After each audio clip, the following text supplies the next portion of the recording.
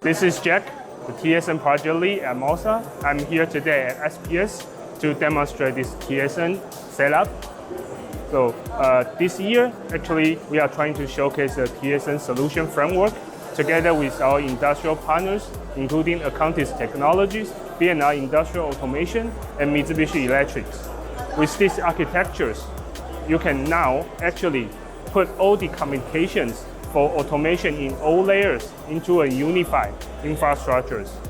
As a result, this can actually reflecting a truly OT and IT convergence scenario for factory of the future. I hope you found this video helpful, and be sure to stop on by our booth at Hall 9, stand 231 to learn more. Thank you.